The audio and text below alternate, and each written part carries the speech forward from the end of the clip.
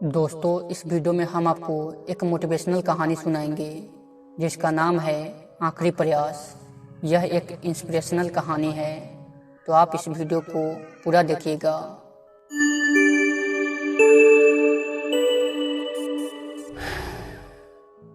एक बार की बात है, एक राज्य में एक प्रतापी राजा राज करता था। एक दिन उसके दरबार में एक विदेशी अंगूठक आया और उसने राजा को एक सुंदर पत्थर उपहार स्वरूप प्रदान किया। राजा वह पत्थर देखकर बहुत प्रसन्न हुआ। उसने उस पत्थर से भगवान विष्णु की प्रतिमा का निर्माण कर उसे राज के मंदिर में स्थापित करने का निर्णय लिया और प्रतिमा निर्माण का कार्य राज के महामंत्री को सौंप दिया। महामंत्री गांव के सर्वश्रेष्ठ मूर्तिकार के पास गया और उसे वह पत्थर देते हुए बोला, महाराज मंदिर में भगवान विष्णु की प्रतिमा स्थापित करना चाहते हैं। 7 दिवस के भीतर इस पत्थर से भगवान विष्णु की प्रतिमा तैयार कर राजमहल पहुंचा देना। इसके लिए तुम्हें 50 स्वर्ण मुद्राएं दी जाएगी।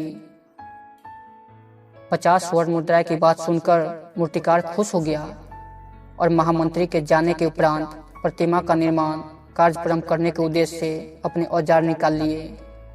अपने औजार में से उसने एक हथौड़ा लिया और पत्थर तोड़ने के लिए उस पर हथौड़े से वार करने लगा, किंतु पत्थर जस का तस रहा।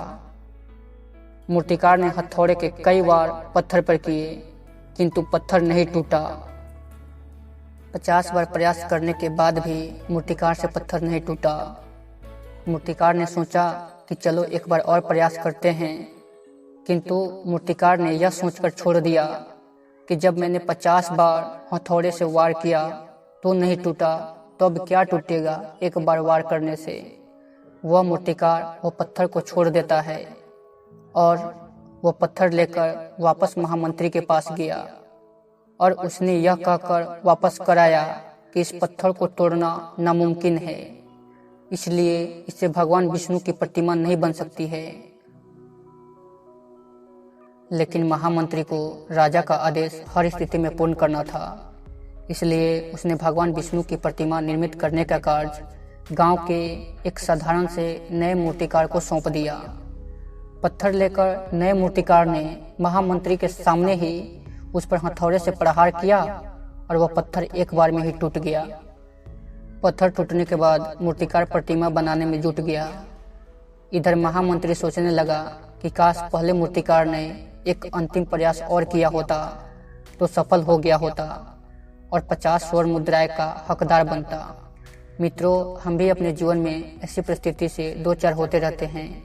कई बार किसी कार्य को करने के पूर्व या किसी समस्या के सामने आने पर उसका निराकरण करने के पूर्व भी हमारा आत्मविश्वास डगमगा जाता है और हम प्रयास किए बिना ही हार मान लेते हैं।